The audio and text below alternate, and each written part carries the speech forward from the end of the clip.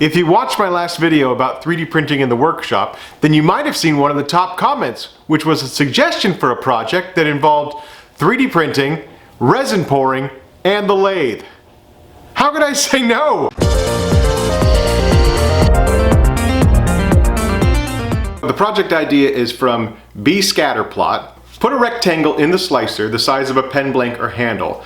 Then change your settings to 0 top and 0 bottom layers and set the infill pattern to gyroid. Slice it and you'll see an awesome pattern exposed on 2 sides that you can fill with resin. So inside Bamboo Lab Studios, I went ahead and added a primitive, which is a cube, and then I changed the shape to a standard handled size. 5 inches by 1.5 inches squared. Changed the infill pattern, and I went ahead and picked 3D honeycomb for this. I thought maybe I can use the pause trick that I learned in my last video. So it didn't finish printing the top.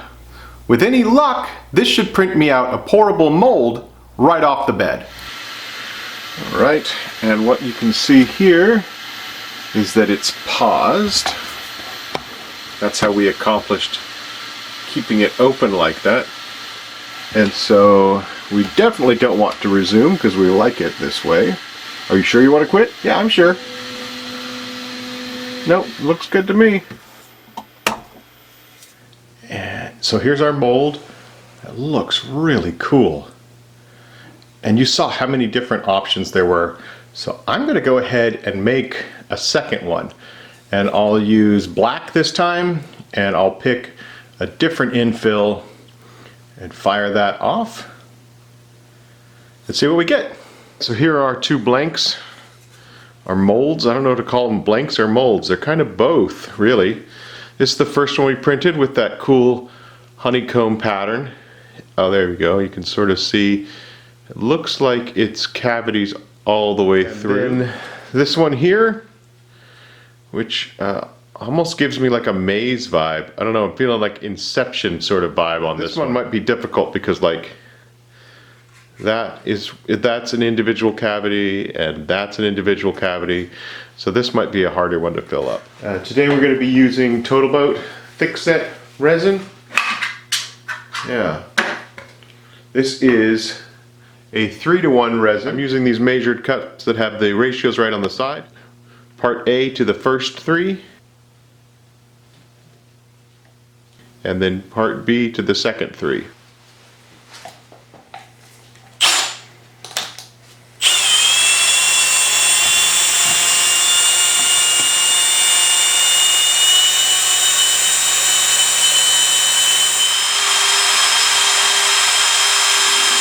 Right.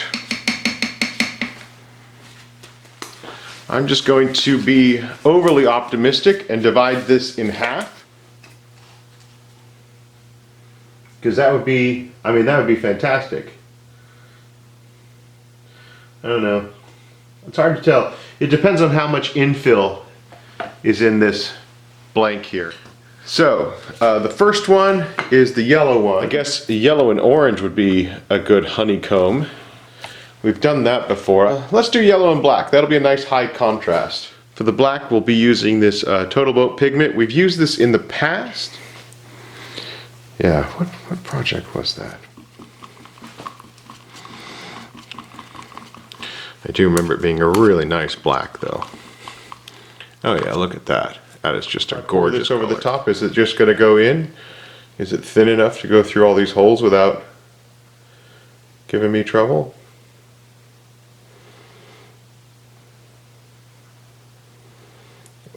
Oh, sure looks like it.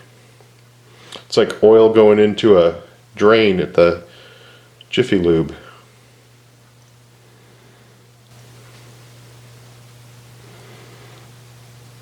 That looks really cool. Yeah, you can sort of see it going up on the side there. It's kind of cool.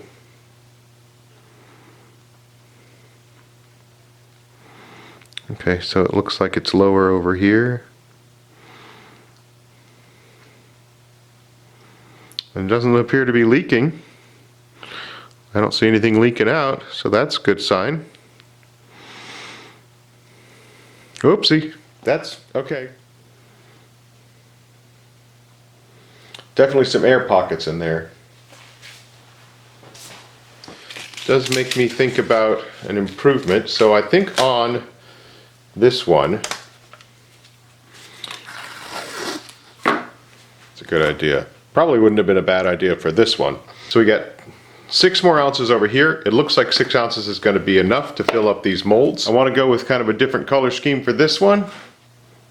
I bought a bunch of these mica powders for the last stained glass we did. And I'm thinking I want to try a darker green. Here we go. Emerald green. I think that'll look cool.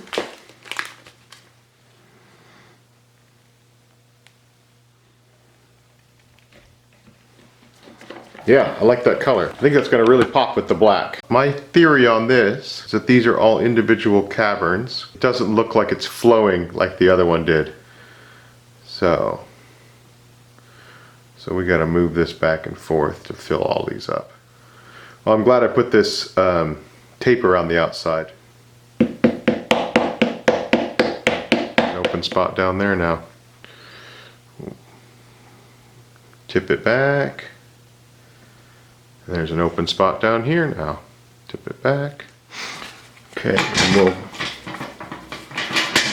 I did do an upgrade, mixed up about 6 ounces of silicone, and I just poured it straight to the bottom. So if we have any more spills, we should be able to easily clean those up. And all we need to do now is put the lid on, put the pressure on, and go. While we're waiting for those to cure, I'd like to take a moment and thank Bambu Labs for sponsoring this video. Right through this door here, I have my Bambu Labs A1 combo, which is the A1 printer with an AMS light.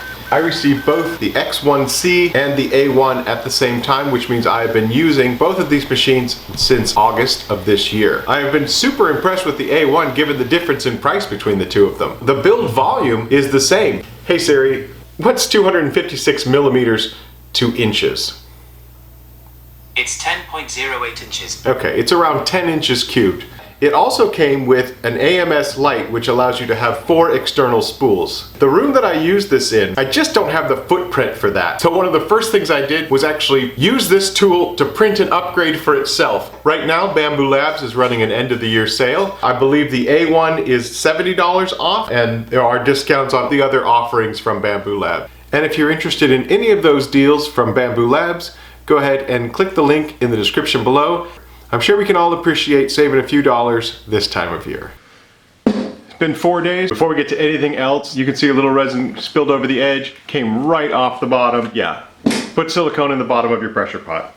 Right here, if you grew up in the 80s, this looks like those chairs that had these woven seats. As I mentioned earlier, this is a standard handle size. And most of the handles that I use a threaded insert like this. And this requires a 1/2 inch diameter hold drilled in the end of the blank.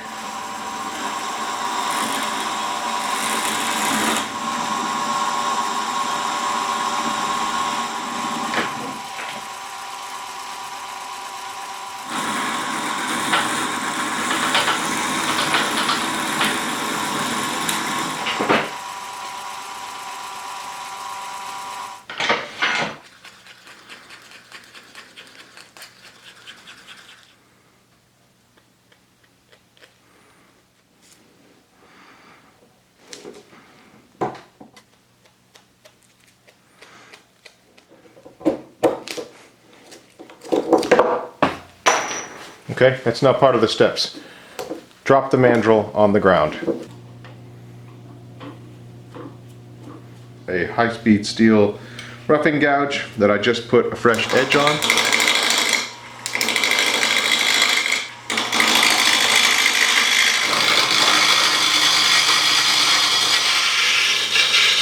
Roughing went well, that was super easy. We are getting a little bit of chip out here though. I think I'm going to switch over my carbide tools.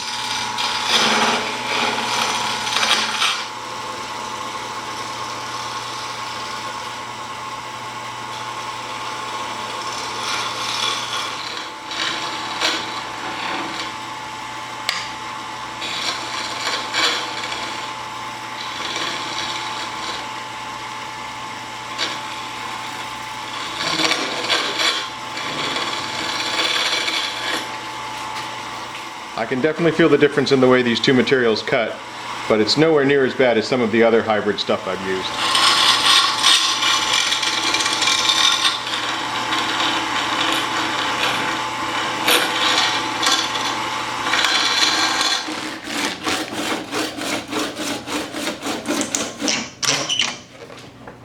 I'm getting vibes. This is reminding me of, it's not the same, but man, there's something about it that reminds me of this corncob blank that we did. Since we've got two of these to do, I'm going to try different methods on them. I'm going to start this one with 240, and then we'll go up to 320, 400, and 600.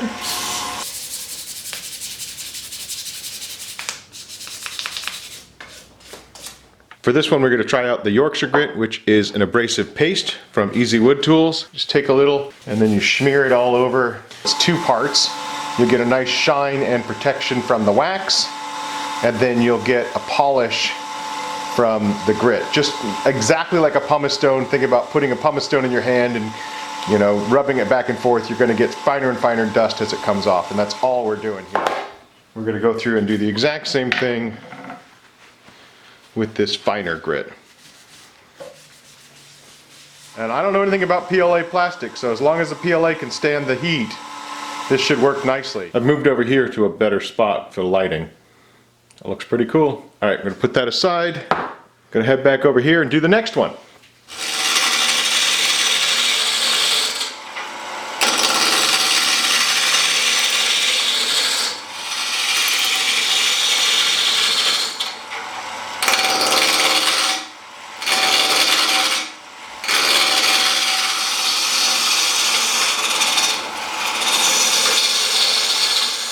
Whoa, whoa, that's, all right, let's get this further down. I want to see more of this.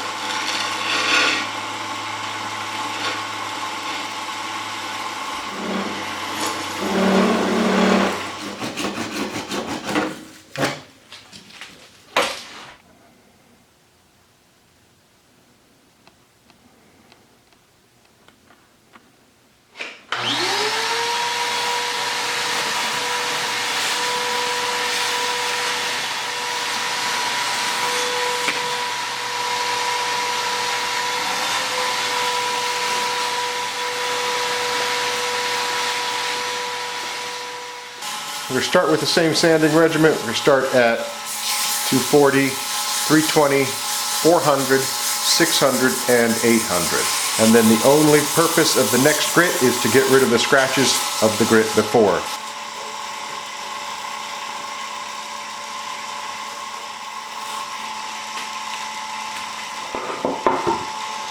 Okay, here are my polishing pads. These are my micro mesh polishing pads. They're my favorite polishing method. Consists of 9 pads. They are their own grit system, starting at 1500 going through to 12,000. Can I polish PLA? Will PLA plastic polish the same as resin? I have no idea. We're going to find out together. Oh, wow. I'm going to go ahead and fit some bottle opener hardware on here. One with a really cool magnetic catch on it, and this other one which is a 360-degree bottle opener. So here's the first one we did, which is the honeycomb one. I can't say I'm not happy with it, but I did expect the honeycomb pattern to look completely different from this. The way that it intersects the resin, it's a more chaotic pattern than I was expecting. It's not exactly what I thought it was going to be. That doesn't mean it's not interesting, it's not cool. I don't have any issues with the bond between the resin and the PLA. Cut beautifully with all of my tools, sanding, and the Yorkshire grit gave it a fantastic finish, and it feels great in your hand. I thought the matte black was going to give me a really nice pop, and it's not bad.